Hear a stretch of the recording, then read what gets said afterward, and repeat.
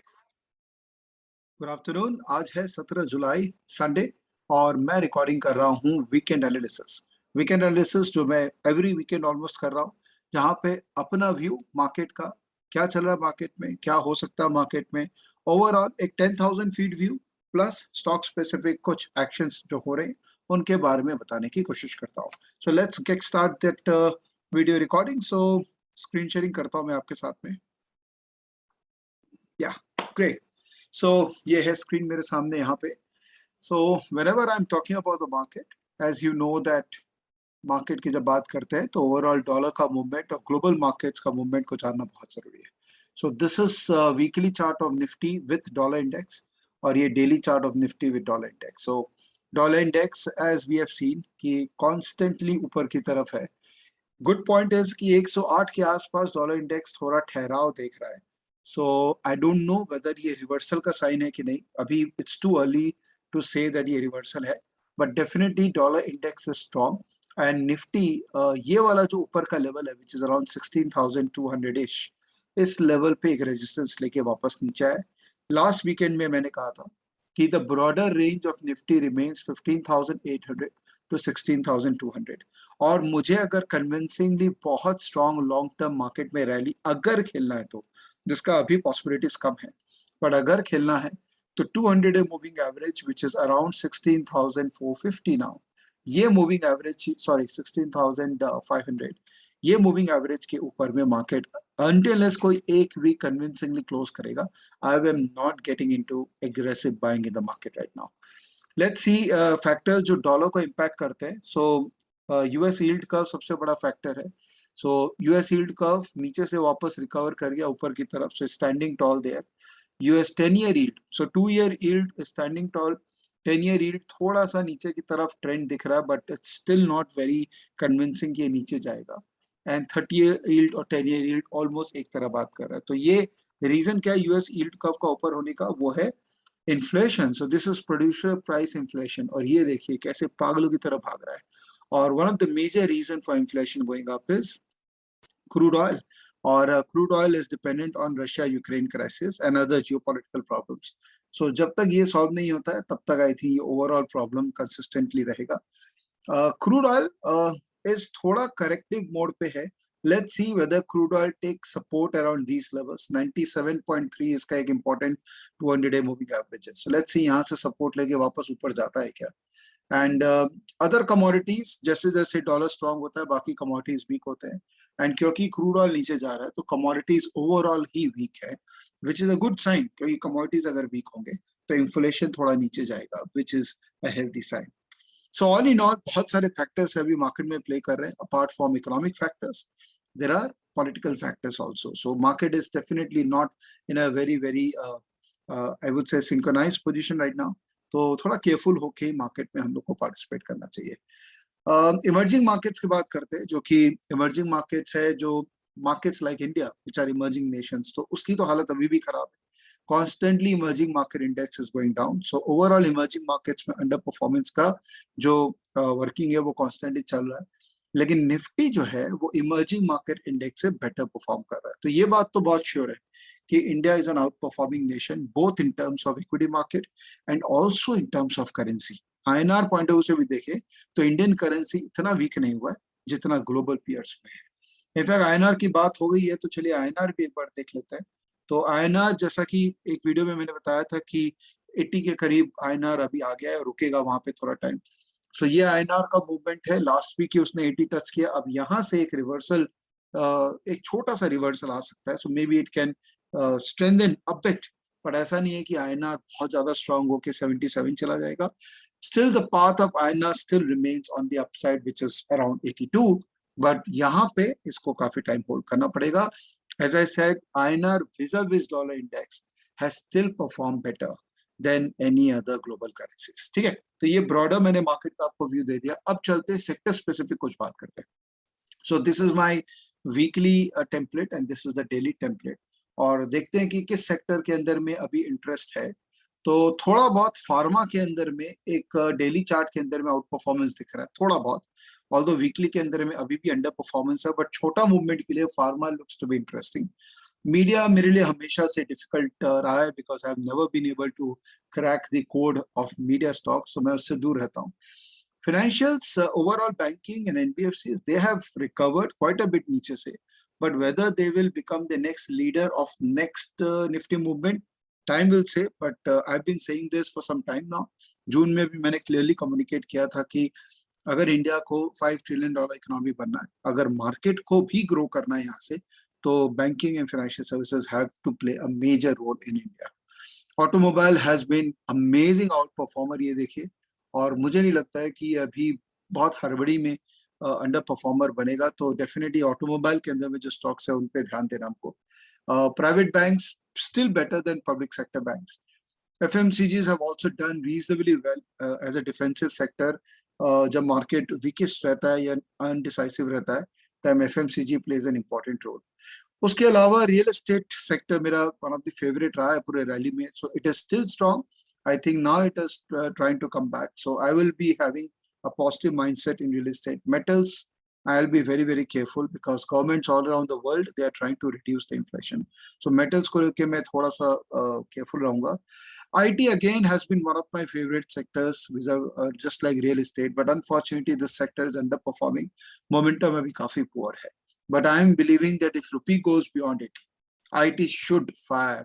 So देखना पड़ेगा, but अभी आज के रेट में तो the momentum is very weak, so there is no reason for me to build positions in IT. So all in all, sectors अभी strong में वही है, real estate, automobile sector, FMCG और थोड़ा बहुत pockets में banking and pharma sector.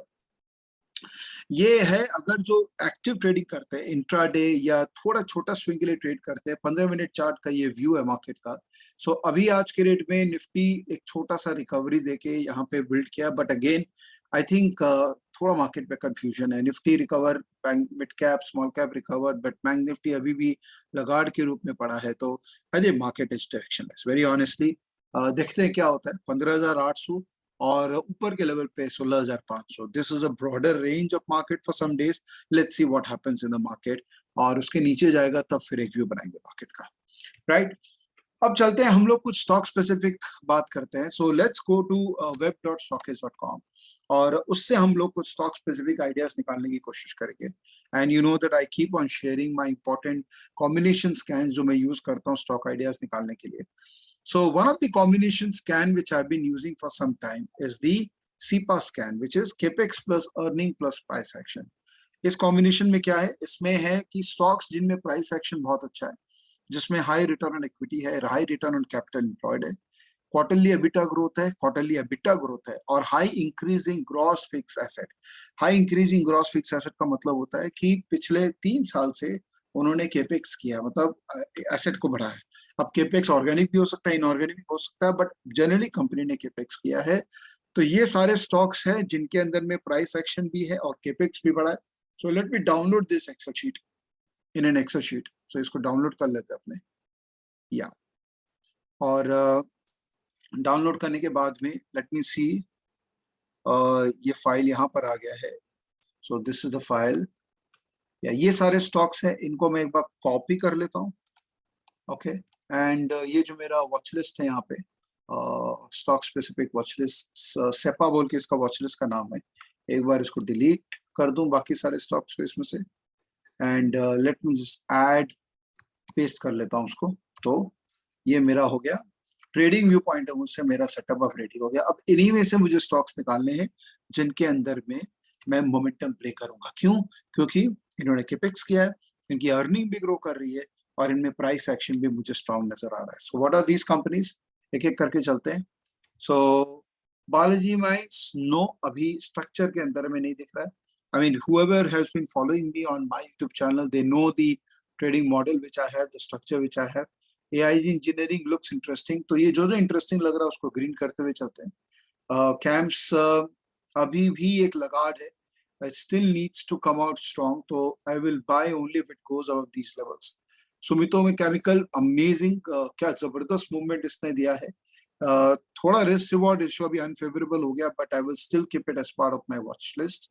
Cochin shipyard again not very convincing, try कर रहा है मोमेंटम जनरेट करने का, but yes it's worth looking at as part of my watch list.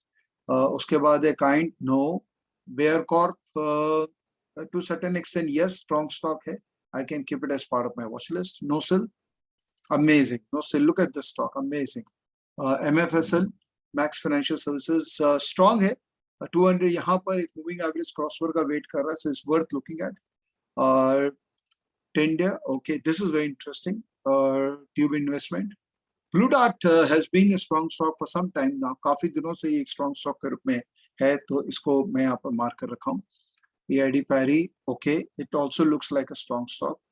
Coal India, generally PSUs के अंदर में मैं मोमेंटम अवॉइड करता हूँ बिकॉज जनरली अपने फॉल्स हो जाते हैं इसके अंदर में, so I will avoid as much as these PSUs. Alchem, yes. GHCL reasonably okay. I think it's a good.